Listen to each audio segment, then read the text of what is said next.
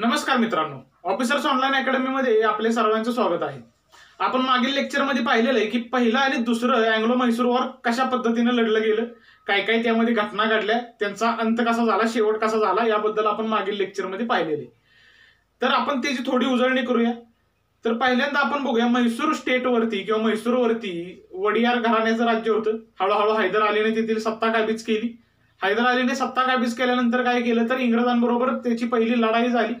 लढाईचा अंत मद्रासच्या तहानुसार झाला। मद्रासच्या तहानंतर परत दुसरी लढाई सुरू झाली। मराठ्यांविरुद्ध इंग्रजांनी मदत न केल्यामुळे किंवा त्याच्या तहाचा उल्लंघन केल्यामुळे दुसरं युद्ध झालं, हे आपण पाहिलं। दुसऱ्या युद्धाचा शेवट झाला हा मंगलोरच्या तहानुसार।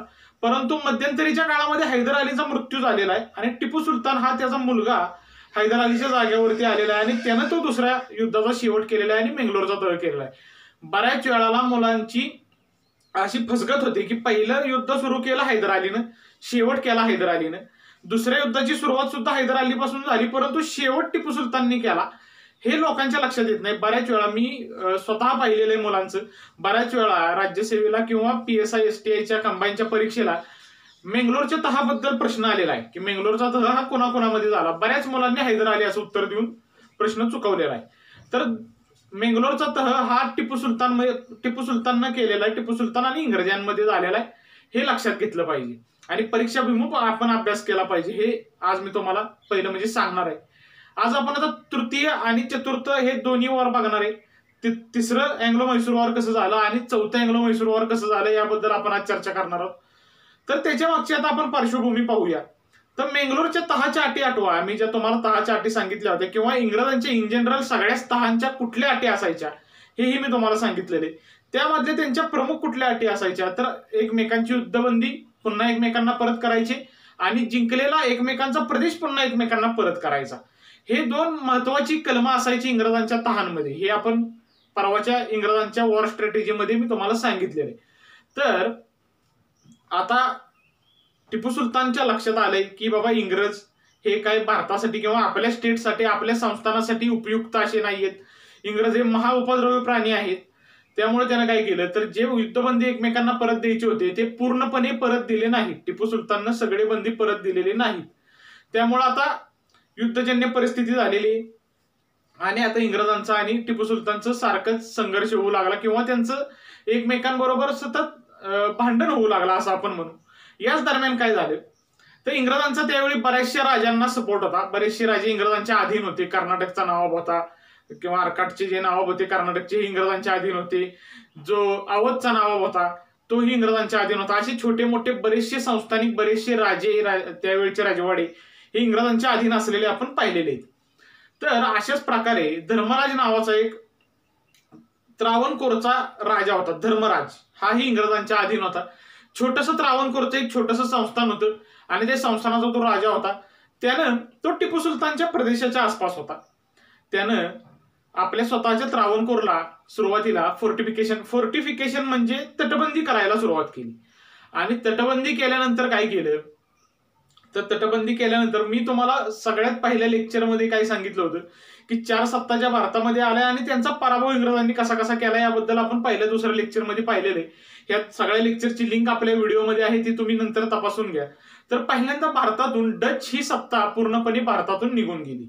तर कोचीन प्रांतामध्ये ह्या डचांचे 2 किल्ले होते, हे या धर्मराजाने विकत घेतले आणि त्यांनाही तो तटबंदी करू लागला, त्या किल्ल्यांच्या दुरुस्त्या करू लागल्या। आता मी तुम्हाला मागेही सांगितलं की किल्ला म्हणजे कसं असतं तर किल्ला ज्या भागातील किल्ल्यावरती आपलं वर्चस्व असेल त्याच भागावरती आपलं वर्चस्व, आणि किल्ल्याच्या आडमध्ये आपल्याला किल्ल्याच्या आतून किंवा किल्ल्याच्या त्या भिंतींच्या मागून तुम्हाला लष्कर जमा करता येतं, बरेचसे खलबतं करता येतात, बरेचसे प्लॅन आखता येतात। किल्ला हा राजकारणातला सगळ्यात मोठा एकेकाळचा सगळ्यात मोठा दुवा होता किंवा राजकारणातला सगळ्यात मोठा भाग होता। राजकारणामध्ये भारतीय राजकारणामध्ये किल्ल्याचा हा सिंहाचा वाटा असे, हे आपण पाहिलेले। छत्रपतींच्या काळामध्ये किल्ल्यांचं आपल्याला महत्व चांगलंच माहिती आहे, त्यानंतरही ते तसंच बरकरार राहिलेले। आणि त्याच अनुषंगाने त्या धर्मराजानं कोचीन मध्ये किल्ले विकत घेतले 2। आता टिपू सुलतानला साहजिकच याचा राग आला, कारण तो त्याच्या भागामध्ये कोचीन हा टिपू सुलतानच्या अंडर असलेला प्रदेश होता आणि त्या भागामध्ये डच लोक स्वतःचा किल्ले बांधू धर्मराज स्वतःचा किल्ला बांधू लागला आता त्यामुळे काय झालं तर धर्मराज आणि टिपू सुलतान यांमध्ये संघर्ष झाले. आता हा धर्मराज, मी तुम्हाला मागाशी सांगितलं की धर्मराज हा ब्रिटिशांच्या अधीन होता. हा ब्रिटिशांचा मांडलिक राजा होता किंवा ब्रिटिशांचा मित्र राष्ट्र होता.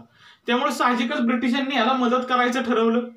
ब्रिटिशांनी ह्याच्या मदतीसाठी भरपूर सैन्य पाठवलं आणि धर्मराज ही छोटा होता, छोटंसं राज्य होतं, परंतु इंग्रजांचा मला सपोर्ट आहे हे एका त्याच्या मानसिकतेवरती तो ह्या सगळ्या गोष्टी करू लागला होता. कारण टिपू सुलतानने जरी उद्या माझ्यावर हल्ला केला तरीही मला इंग्रज वाचवायला येणार हा धर्मराजचा खूप मोठा विश्वास होता. आणि तसंच झालं. इंग्रजांनी धर्मराजाच्या बरोबरीने टिपू सुलतानच्या विरोधात युद्ध करायला सुरुवात केली. आणि या युद्धामध्ये जे आपण पहिल्या 2 युद्धांमध्ये पाहिलंय की मराठे आणि निजाम हे टिपू सुलतानच्या किंवा म्हैसूरच्या संस्थानाबरोबर एकत्र येऊन इंग्रजांबरोबर लढले होते. परंतु इंग्रजांनी त्यांना पहिल्यापासूनच वेगळं ठेवलं होतं, अलिप्त ठेवलं होतं. त्यामुळं टिपू सुलतानला एकट्याच्याच बळावरती हे युद्ध करावं लागलं आणि ह्या युद्धामध्ये त्याचा खूप मोठा अपमान झाला आणि तो या युद्धामध्ये पराभूत झाला. आणि या युद्धाची परिणती अशी झाली की 1792ला श्रीरंगपट्टणमचा तह झाला. हा श्रीरंगपट्टणमचा तह हाही एक महत्वाचा तह आहे. श्रीरंगपट्टणमचा तह 1792ला झाला. या तहामध्ये इंग्रजांनी बऱ्याचशा अपमानकारक अटी ह्या आता टिपू सुलतानवर लादलेल्या आहेत. पहिल्या मद्रासच्या तहामध्ये इंग्रजांचा अपमान झाला होता आणि आता ह्या श्रीरंगपट्टणमच्या तहामध्ये इंग्रजांनी त्यांचा तो बदला घेतलेला आपल्याला पाहायला मिळेल. श्रीरंगपट्टणमच्या तहामध्ये काय झालं तर जवळजवळ टिपू सुलतानचं अर्ध राज्य इंग्रजांनी काढून घेतलं. कोचीन किंवा दिंडीगुल जिथे हैदर अलीने शस्त्रागार उभारलं होतं, मी मागील लेक्चरमध्ये तुम्हाला सांगितलं होतं फ्रेंचांच्या मदतीने आधुनिक शस्त्रागार हैदर अलीने दिंडीगुल येथे उभारलं होतं. ती दिंडीगुल, कोचीन असे किनारपट्टीचा बराचसा प्रदेश, मलबारची किनारपट्टी हा इंग्रजांकडे गेलेला आहे. इंग्रजांनी तो निम्मा प्रदेश जवळजवळ टिपू सुलतानच्या राज्याचा कापून घेतलेला आहे. त्यानंतर इंग्रजांची अजून एक काय पॉलिसी होती तर इंग्रज काय करायचे, जर तुमच्याबरोबर युद्ध केलं, पुढच्या एखाद्या बरोबर युद्ध केलं आणि युद्धामध्ये जर इंग्रजांची जीत झाली, इंग्रज जिंकले, तर इंग्रज काय करायचे तर जेवढा युद्धावरती खर्च केलेला आहे तो सगळा त्या पुढच्या पार्टीकडून वसूल करायचे. आता हीच अट त्यांनी टिपू सुलतानवर लावली. टिपू सुलतानला जवळपास 3-3.5 कोटी रुपयेचा युद्ध खंडणी मागितली. जवळपास आता काही पुस्तकांमध्ये तुम्हाला 3 कोटी सापडेल, काही पुस्तकांमध्ये 3.3 कोटी आणि काही पुस्तकांमध्ये 3.6 कोटी. त्यामुळे 3 किंवा 3.5 कोटीच्या दरम्यानचा एक अंदाजी आकडा आहे. तो इतका मोठी रक्कम त्यावेळी टिपू सुलतानला त्यांनी युद्ध खर्च म्हणून मागितली.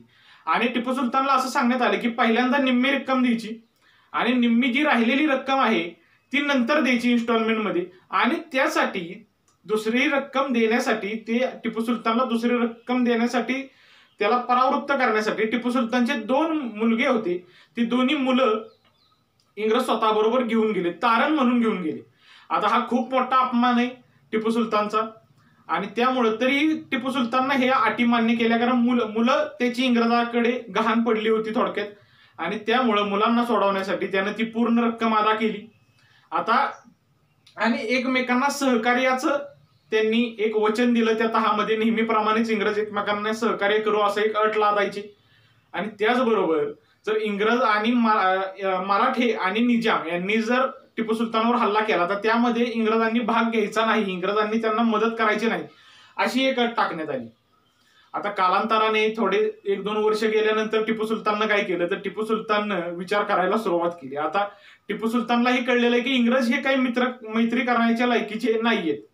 तर जे फ्रेंच आधीचे त्यांचे मित्र होते तर ते फ्रेंचांच्याच मैत्रीमध्ये आपल्याला काहीतरी फायदा आहे असं टिपू सुलतानला वाटू लागलं. जर आपल्याला इंग्रजांना दूर ठेवायचं, इंग्रजांच्या कूटनीतीला दूर ठेवायचे तर आपल्याला फ्रेंचांना जवळ केलं पाहिजे असं टिपू सुलतानचं एक मत झालं. आता बघा टिपू सुलताननं काय केलं. फ्रेंच राज्यक्रांती नावाची एक गोष्ट घडलेली आहे.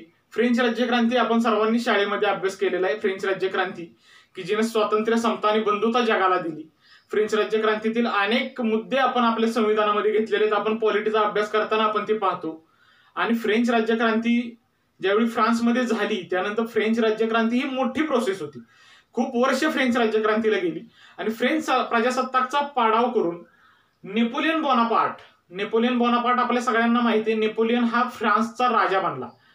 तर भारतामधलं इंग्रजांचं जे काही वर्चस्व आहे हे जर आपल्याला घालवायचं असेल, आपण स्वतः भारतामध्ये जर सुरक्षित व्हायचं असेल तर आपल्याला नेपोलियनची मदत घेतली पाहिजे असं टिपू सुलतानला वाटू लागलं. आणि त्यामुळे काय केलं, टिपू सुलताननं नेपोलियनला पत्र पाठवलं, नेपोलियनला बोलवून घेतलं. त्याचबरोबर जॅकोबिन क्लब हा एक फ्रेंच क्लब होता, ज्यामध्ये म्हणजे हा फ्रेंच राज्यक्रांतीच्या काळामध्ये एक स्वातंत्र्य प्रिय लोकांनी हा क्लब काढला होता फ्रान्समध्ये. त्या फ्रान्स मधल्या या क्लबचं टिपू सुलतानने सदस्यत्व घेतलं. याबद्दल ह्या जॅकोबिन क्लब बद्दल बऱ्याच वेळा प्रश्न आलेला आहे. टिपू सुलतान हा एकमेव भारतीय राजा आहे किंवा भारतीय सत्ताधीश आहे ज्याने या जॅकोबिन क्लब मध्ये प्रवेश केलेला आहे. जॅकोबिन क्लब एकदम महत्वाचा आहे, हे तुम्ही नोट करून घ्या. आणि याबद्दल 100% प्रश्न विचारले जातात. तर टिपू सुलतानने जॅकोबिन क्लब मध्ये प्रवेश केला, नेपोलियनला बोलवून घेतलं. आणि त्याचबरोबर नेपोलियन स्वतः यायला निघालाही होता. नेपोलियन इजिप्त पर्यंत येऊन थांबला होता. इजिप्त पर्यंत आला आणि इजिप्त पासून आता तो पुढे सरकणार होता. परंतु आता काय झालं, तर या सगळ्या फ्रेंचांबरोबर असलेल्या याच्या मैत्रीचं इंग्रजांना बातम्या लागत होत्या, इंग्रजांना त्याचे सोगावे लागत होते. तर इंग्रजांनी आता काय केलं, तर त्यावेळी लॉर्ड वेलस्ली नावाचा इंग्रजांचा गव्हर्नर जनरल होता. लॉर्ड वेलस्ली ही खूप महत्वाची व्यक्ती आहे. आपण नंतर ज्यावेळी सगळे गव्हर्नर जनरल आणि सगळे व्हाईसरॉय बघणार आहे त्यावेळी आपल्याला कळेलच. त्याबद्दल आपण विस्तृत माहिती घेणार आहोत लॉर्ड वेलस्ली बद्दल. तर लॉर्ड वेलस्ली बद्दल आता फक्त एक माहिती करून घ्या. लॉर्ड वेलस्लीने तैनाती फौजेचा करार हा एक करार आणला भारतामध्ये की ज्याला सबसिडरी अलायन्स असं म्हणलं जातं. आणि त्या अलायन्स मध्ये किंवा त्याच्यामध्ये आपण इंग्रजांची फौज ठेवायची, त्यांचा सगळा खर्च करायचा आणि इंग्रज आपल्याला इतरांविरुद्ध लढण्यामध्ये मदत करणार, अशा प्रकारचा तो एक करार होता. त्याबद्दल आपण पुढे विस्तृत माहिती घेऊ. तर 1798ला निजामाबरोबर हा तह करण्यात आला. निजामाला इंग्रजांच्या फौजा मदतीसाठी जावं लागले, इंग्रजाच्या पदरी राहावं लागले. आता या टिपू सुलतानच्या सगळ्या फ्रेंचांबरोबरच्या मैत्रीचे किस्से सगळीकडे भारतभर पसरत होते. त्यामुळे लॉर्ड वेलस्ली हा एकतर आक्रमक होता, खूप मोठा पॉलिटिशियन होता, खूप मोठा राजकारणी होता, खूप मोठा डिप्लोमॅट होता. लॉर्ड वेलस्लीच्या या तैनाती फौजेच्या करारामुळेच त्यांनी जवळजवळ सगळा भारत जिंकून घेतला. नंतरच्या काळामध्ये संघर्षाऐवजी तैनाती फौजेमुळे त्यांना खूप मोठा फायदा झाला. खूप मोठ्या प्रमाणामध्ये भारतामध्ये स्वतःचं वर्चस्व प्रस्थापित करण्यासाठी लॉर्ड वेलस्लीचा हा करार महत्वाचा ठरला. याबद्दल आपण नंतर माहिती घेणार आहोत. तर सध्याला आपण 4थं अँग्लो म्हैसूर वॉर पाहूया. तर या लॉर्ड वेलस्लीला टिपू सुलतान बद्दल चिड आली. त्यानं काय करायला सुरुवात केली, तर आता टिपू सुलतानची लोक फोडायला सुरुवात केली. तर मीर सादिक नावाचा टिपू सुलतानचा एक सेनापती होता.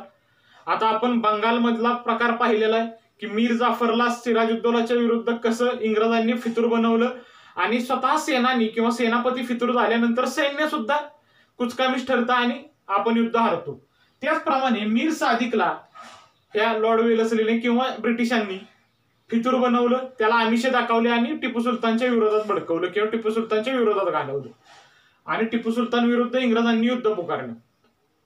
तर टिपू सुलतानचं खूप इतिहास प्रसिद्ध एक वाक्य आहे की मी 100 दिवस एखाद्या मेंढराप्रमाणे किंवा एखाद्या शेळीप्रमाणे भित्रा होऊन जगण्यापेक्षा मी 1 दिवस सिंहासारखा जगून मरण पसंत करीन. हे टिपू सुलतानचं एक करार वाक्य होतं आणि त्याचप्रमाणे तो लढला.